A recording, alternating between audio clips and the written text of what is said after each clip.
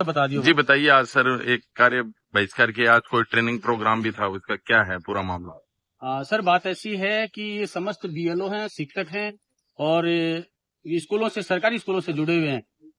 हमें बार बार गैर शैक्षणिक कार्यों में लगाया जा रहा है, विभिन्न प्रकार की ड्यूटियां लगाई जा रही हैं। इस संदर्भ में हमने बिफोर डे अपन ने एक दिन ज्ञापन भी दिया है, एसडीएम साहब को भी दिया है, सीबीओ साहब को भी दिया है और उनसे अनुमति ली थी कि भाई हमें कम से कम इस मामले से हटाया जाए। लेकिन उनकी हठधर्मिता कहें, प्रशासन की हठधर्मिता की, इतने सारे बीएलओ उनकी बात पे कोई न ध्यान देते हुए और फिर से वही आदेश निकाल दिए।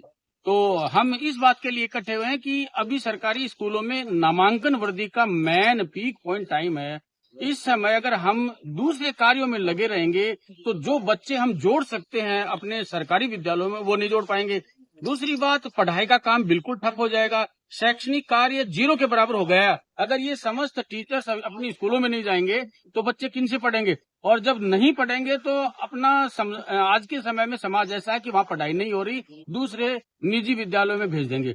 तो फिर ये गवर्नमेंट पूछती है कि आपने बच्चों के नामांकन में वृद्धि क्यों नहीं की, इनका रिजल्ट अच्छा क्यों नहीं आया। पिछले समय में भी जब बोर्ड एग्जाम्स थे उस समय हमारी ड्यूटी सभी की एसआईआर में लगा दी, उस समय भी बच्चों की पढ़ाई बाधित हुई और फिर आदेश और निकालते हैं ऊपर से कि कारण बताओ नोटिस है, तुम्हारा न्यून परिणाम है, बाहर जाओ, हम दूसरे जिले में भेज देंगे। तो विभिन्न प्रकार की फिर दबाव, प्रेशर बनाए जाते हैं जिससे हम हमारा मूल कार्य छोड़ के और दूसरे कामों में रहते हैं, लगे रहते हैं। तो नामांकन वृद्धि भी कैसे होगी, परिणाम है वो भी प्रभावित निश्चित रूप से होता है।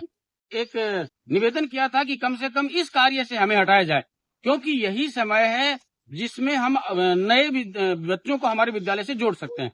और ये नामांकन वृद्धि का तो टॉपिक ऐसा है कि अब हमारे लिए एक उपहास का सा केंद्र बन गया है।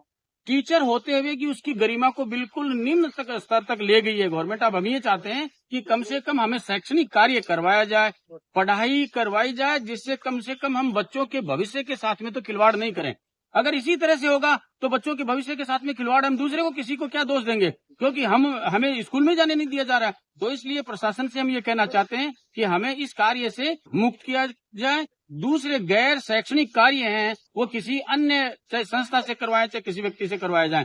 अगर ऐसा ही रहा तो राजकीय विद्यालयों में बच्चों का ठहराव नहीं होगा, विद्यालय का परिणाम है वो भी प्रभावित होगा और फिर इसके बाद में धीरे धीरे ये नौबत आ जाएगी कि हमारे सरकारी विद्यालय बंद हो जाएंगे। अभी थोड़े दिनों पहले अपन ने गवर्नमेंट के एक नए आदेश आए जिसमें से 300 विद्यालय उन्होंने बंद कर दिए हैं और अपने नवलगढ़ के भी 8 विद्यालय बंद हो गए। तो ये ऐसी नौबत क्यों आई? ये इसीलिए ये नौबत आई है कि शिक्षकों के विभिन्न दूसरे गैर शैक्षणिक कार्यों में ड्यूटी लगा देते हैं। उनको कोई पता है नहीं, उनके डिपार्टमेंट के तो कोई आदमी काम करते भी नहीं है। सबसे ज्यादा कोई भी काम हो शैक्षिक डिपार्टमेंट है उसको लगा दो। तो इसलिए हम सभी से निवेदन करना चाहेंगे, अधिकारियों से, चाहे सीबीओ हैं और मुख्य रूप से एसडीएम साहब से, कि वो इस बात का विशेष ध्यान रखें कि कम से कम ऐसे समय में किसी भी बीएलओ की या शिक्षक की ड्यूटी नहीं लगाएं जो गैर शैक्षणिक कार्य होता है। आज ट्रेनिंग थी क्या इस? जी, आज हमने परसों दिया था ज्ञापन, जिसमें ये कहा था कि माननीय एक बार आप गंभीरता से सोचिए, फिर उसके बाद में आदेश निकालिए। लेकिन उन्होंने कल फिर से अपनी हठधर्मिता को बराबर रखते हुए फिर से हमारे ट्रेनिंग के आदेश निकाल दिए और आज के ट्रेनिंग के आदेश भी हैं। सुनील कुमार, बीएलओ, भाग संख्या 108। ये जो आदेश निकाला गया है अचानक से आनंद फानन में, ये अन्य जिलों में कार्यक्रम पहले से चल रहा है। अपने जिले में पता नहीं अधिकारियों को ज्ञात नहीं था या जानबूझ करके ये डिले किया गया है और ये आदेश निकाल गए हैं। इसके खिलाफ हम इसलिए एकजुट रहे हैं कि बीएलओ की एक जो छवि है वो गांव में ऐसी बन गई है कि इनको तो काम तो करना नहीं है, बाहर ही घूमते रहना है। तो ये इसका कारण यही है, गैर शैक्षणिक कार्य हमें ज्यादा दिए जाते हैं। वास्तव में देखा जाए तो काम करने वाले जो व्यक्ति हैं उन्हीं को बीएलओ बनाया जाता है और स्कूल में भी उन्हीं से कार्य ज्यादा होते हैं। उदाहरण के लिए मैं बताऊं तो प्रत्येक बीएलओ है लगभग इनके पास 1 या 2 अतिरिक्त प्रभार हैं। जैसे मध्याह्न भोजन का प्रभार लगभग सभी बीएलओ के पास मिलेगा। इसके अलावा नामांकन का सबसे अधिक दबाव इन्हीं पर रहता है कि आप तो गांव में घूमते हो, बच्चों को लेके आओ। अब बच्चों को बहला फुसला करके लाते हैं, गार्जियन को करते हैं, कन्विंस करते हैं, उनको विश्वास दिलाते हैं कि हम आपके बच्चों को पढ़ाएंगे। और जब हम बच्चों का एडमिशन करवा करके उन्हीं के पास सर्वे के लिए जाते हैं तो वही, गुरुजी आप तो आ गए अपनी पुरानी वाली बात पर, गांव में घूमना आपको, तो हमारे बच्चों को खराब कर दिया, ये कर दिया, वो कर दिया, ये हमें सुनने को मिलता है। इसके अलावा और भी कई प्रभार जैसे विद्यालय में होते हैं। मैं खुद बोर्ड परीक्षा प्रभारी हूँ और स्थानीय परीक्षा प्रभारी भी मैं ही हूँ और एमडीएम का प्रभार भी मेरे ही कंधों पर है। तो इसके अलावा ट्रांसपोर्ट वाउचर का कार्य है, लाडो योजना है, छात्रवृत्तियां हैं, बहुत से कार्य हैं जो इस वक्त चल रहे हैं। उन कार्यों को दरकिनार कर हमें ये कार्य अचानक से सौंपा गया है। इससे पहले माननीय हमारे अधिकारियों ने जनगणना में स्पष्ट निर्देश मौखिक दिए थे कि बीएलओ से सिर्फ चुनाव कार्य करवाएंगे, जनगणना का कार्य उनसे नहीं करवाया जाएगा।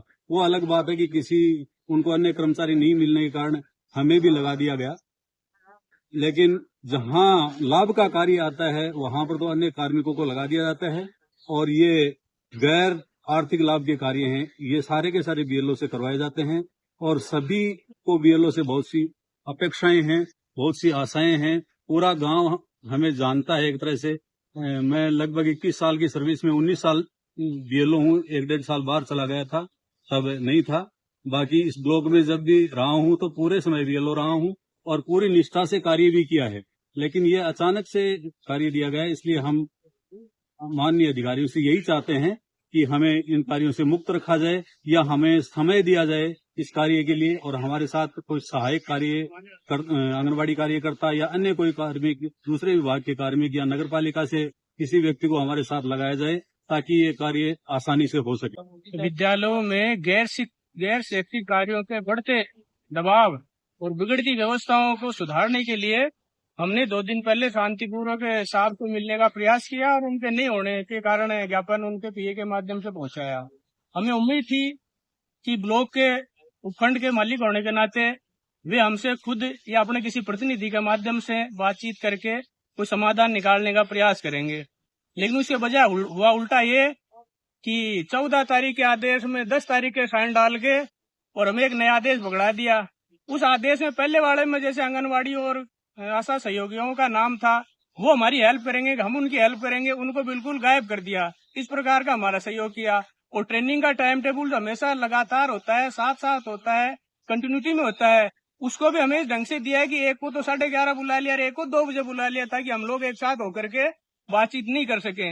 इस प्रकार से अगर इनका व्यवहार रहता है तो हमें इस कार्य का बहिष्कार करना पड़ेगा। ना हम ये काम करेंगे और ना ही हम इस ट्रेनिंग में भाग लेंगे, क्योंकि हमारे लिए बच्चे और स्कूल महत्वपूर्ण है।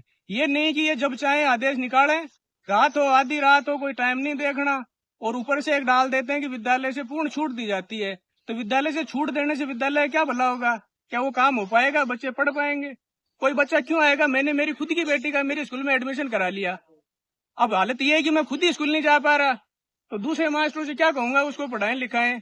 तो ये परिस्थितियां इतनी नहीं है। ये कहते हैं अपने बच्चों को पढ़ाते नहीं, क्या सिर पढ़ाए हमारे बच्चों को स्कूलों में है? मैं मेरी खुद की बच्ची का अधिकारों की रक्षा नहीं कर पा रहा, उसके लिए शिक्षक उपलब्ध होने की व्यवस्था नहीं कर पा रहा, तो दूसरों बच्चों का क्या मैं भला कर पाऊंगा?